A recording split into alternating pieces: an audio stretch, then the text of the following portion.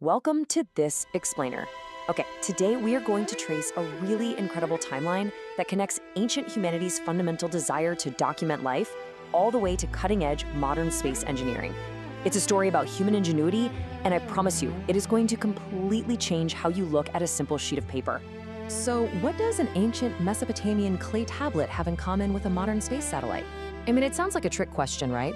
But to unravel this intriguing connection, we have to look back at humanity's earliest quest to record information. We'll explore how our need to leave a mark evolved over millennia, and how one specific culture completely flipped the script on how we use everyday, mundane materials, ultimately unlocking the stars. Section 1, the quest to record, humanity's first media. To understand where it all began, we have to go back thousands of years and look at how we evolved as a species. First up, we started out writing on these heavy clay tablets in ancient Babylon.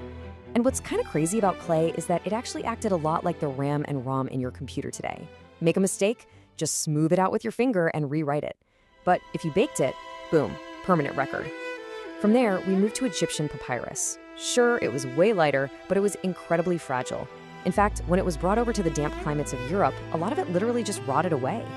And then finally, we get the invention of light, durable paper. This was an absolute game changer that massively accelerated the spread of human civilization. And speaking of paper, have you ever wondered why we still use the term Volume 1 for our books today? Well, it's actually a direct linguistic holdover from when paper was continuously rolled into long scrolls.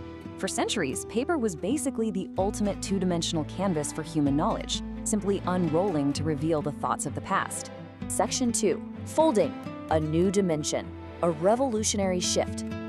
All right, so here is the crucial point, this brilliant contrast. While the Western world used paper almost entirely as a flat, two-dimensional tool to record words, the Japanese looked at a blank sheet of paper and asked a completely revolutionary question: what if we fold it? And the moment they did that, paper was no longer just a surface for writing. It became a structural material that unlocked a totally new three-dimensional world. This 3D transformation, of course, became known as origami. But it relied on some incredibly severe constraints.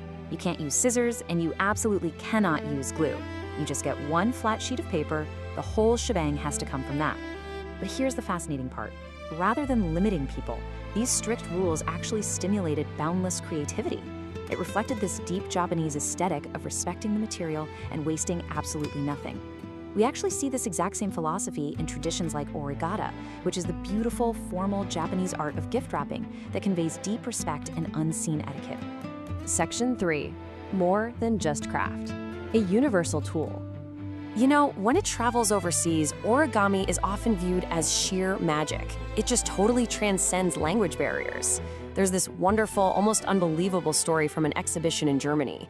The local attendees there were absolutely mesmerized by the simple act of a flat plane becoming a complex 3D object right before their eyes. They eagerly lined up, and get this, even though the paper creations were being given away for free, the crowd was so moved and awestruck that they actually started leaving money just to show their sheer appreciation. And it builds these incredibly deep emotional bonds. For instance, a simple paper tulip folded at that very German exhibition was kept and cherished in someone's home for over a decade, over 10 years. Or take the man who eagerly requested 2 red cranes to proudly display in his bedroom for his partner. Or even consider a foreigner living in Tokyo who considers a single paper bird gifted to them by an elderly neighbor to be one of their most prized possessions. These folded shapes, they aren't just paper anymore. They become powerful vessels for human emotion, affection, and genuine connection.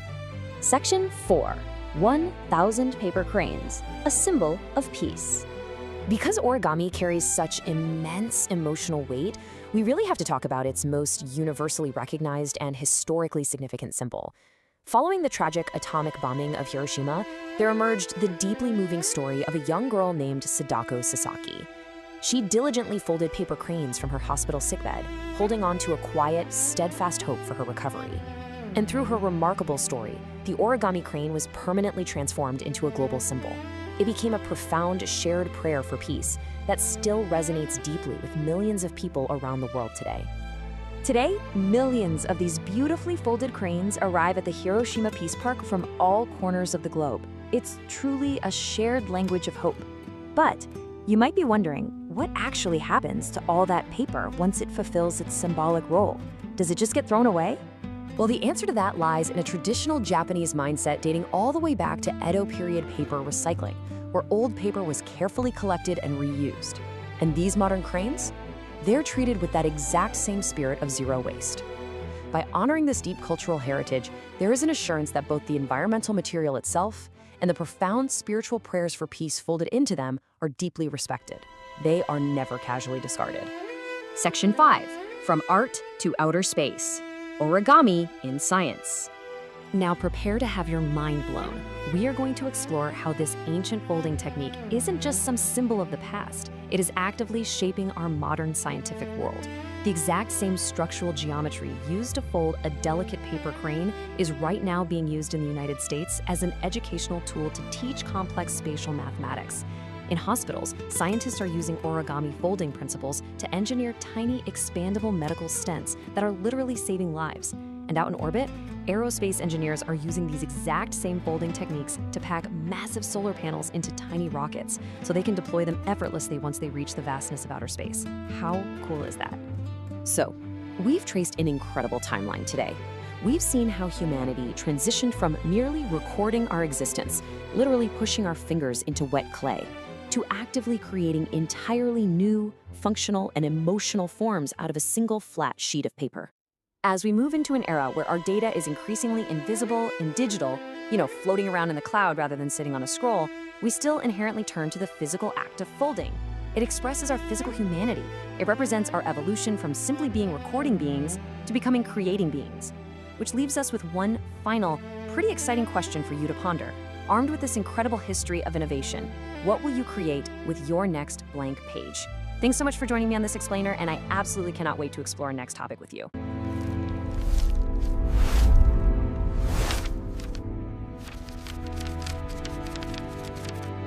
Welcome to the Explainer. Today, we're diving into how a really simple childhood craft is actually this profound symbol of human ingenuity. We're talking about origami. But not just those simple paper planes you might remember making in grade school. We are unlocking a story here that spans centuries, crosses continents, and even dips into cutting-edge science. So what happens when you take a plain old piece of paper and instead of writing on it, you fold it? I mean, it's such a simple question, right? But it instantly creates this huge curiosity gap and drops us right into the philosophical core of our journey today. It totally challenges everything we normally assume about a standard sheet of paper. We actually start with this absolutely fascinating story from our sources. Picture this: a Japanese woman is helping out at an exhibition in Germany. Just killing some free time, she starts folding paper cranes and ninja stars. And the local visitors, they were literally blown away. They ended up treating the folded paper as magic and saw it as this highly prized gift. They eagerly lined up, completely mesmerized, just watching her transform flat sheets into 3D objects using nothing but her fingers. And this right here really highlights a massive historical paradigm shift. Historically, the Western view treated paper strictly as a recording medium, a blank slate just for writing down data. But Japan? They saw paper as a creative medium, a material with its own inherent spatial potential, capable of becoming something entirely new just through the physical constraints of folding. Let's zoom out for a second and look at how this perspective built up over human history. We kick things off with these heavy clay tablets in Mesopotamia around 3000 BC, which obviously great for permanence, but terrible for carrying around in your pocket. Then we get papyrus in Egypt around 2500 BC. It was light, but highly fragile in damp weather. Then boom, in 105 AD, China invents paper and it changes the world forever. Fast forward to the 6th century, paper makes its way to Japan alongside Buddhism, laying the actual roots for what we now know as origami. Now, zooming back into Japan, the cultural evolution of folding is just brilliant. It actually kicked off in sacred Shinto religious rituals. They used folded paper, called shide, as offerings. From there, it evolved into this highly formal samurai etiquette, where specific folds conveyed deep respect in gift wrapping. By the Edo era, paper got cheap enough that folding became a super popular recreation for the masses, which of course leads us to its eventual explosion into modern art and science. But hey, before we jump into the modern stuff, just let this date sink in for a second. 1797. What's really wild is that this specific year marks the publication of Senbazuru Orikata. That is literally the world's oldest known origami book, and it translates to How to Fold 1,000 Cranes. It just proves how deeply ingrained and systematically studied this art form was in everyday Japanese life centuries ago. Section 1. The Art of Connection, Folding Human Emotions. All right, shifting gears from the macro history down to some deeply human micro stories. Let's look at the sheer artistry involved today. Imagine walking into a traditional paper shop in Kanazawa, Japan. There, a sixth-generation artist meticulously folds a single sheet of paper into this stunning multi-horned dragon over 100 complex steps. No scissors, no glue, just pure mathematical folding techniques to create an absolute masterpiece out of a flat square. Which brings us to a really touching anecdote from that German exhibition we talked about earlier. There was this local guy who desperately wanted 2 red paper cranes from the Japanese folder, and he explained, "I want to line up 2 identical red cranes in the bedroom for my girlfriend." It's such a beautiful example of how this simple, totally wordless craft anchors deep human emotion and romance. And honestly, even more amazingly, our sources tell the story of a German woman who received a simple, folded paper tulip. Over 10 years later, a full decade, the folder visits her home for a party. And what does she find? That exact same paper tulip, carefully preserved in a beautiful glass cup. She treated it not as some disposable craft, but as an incredibly treasured memory. It kind of makes you stop and wonder, right? Why does a simple, inexpensive, totally ordinary folded piece of paper hold such profound emotional weight? It's an object made without any special tools, bound only by the physical constraints of human touch. Yet it somehow becomes a treasured keepsake. Why is that? Well, I think this next scenario hits the nail right on the head. There was a curious kid who got a paper crane, but you know how kids are, they completely deconstructed it to see how it worked, and then instantly burst into tears because they couldn't put it back together. This led to this really beautiful, wordless moment where the artist sat down and patiently taught the child how to rebuild it. The true value isn't just the paper you see, it's the shared human experience of creating it. Section 2. Science, Space, and Math. Folding the Future. So origami isn't just some historical art form or a cute emotional gift. You might actually be shocked to learn that it is actively shaping the modern world in some pretty incredible ways. Aerospace engineers are literally using it right now to design massive, deployable solar panels for space exploration. In medicine, life-saving cardiovascular stents use origami folding to travel safely through tiny arteries. Architects are using it for foldable structures, and schools in places like the US use it as a powerful educational tool to boost spatial reasoning and math skills. And the reason that works is because of what's known as the origami principle. Basically, it dictates the strict mathematical and structural rules for folding a flat surface into a super compact, deployable 3D shape without breaking the material. This is what allows engineers to pack massive structures tightly into a rocket for space travel, only to expand them beautifully and flawlessly once they're actually up in orbit.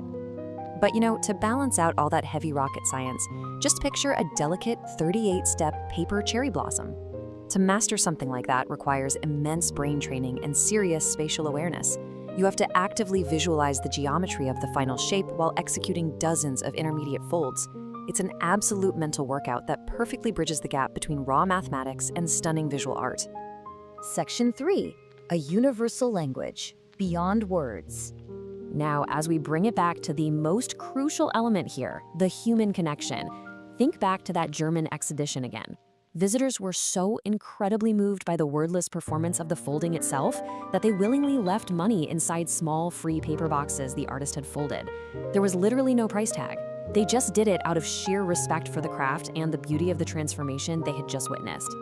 We also see this universal language at play in the incredibly moving legacy of Sadako Sasaki. Her story of folding 1,000 paper cranes in Hiroshima has completely transcended borders, transforming a simple folded crane into a globally recognized symbol, a prayer for hope and peace. It's just a powerful testament to how one folded piece of paper can unite the world in a shared emotion. So, it really just comes down to this single thought. Origami crosses borders without words. It truly is a language all its own. It's an art form that bypasses spoken language entirely to connect people from completely different backgrounds, cultures, and generations. I'm going to leave you with this final thought to chew on.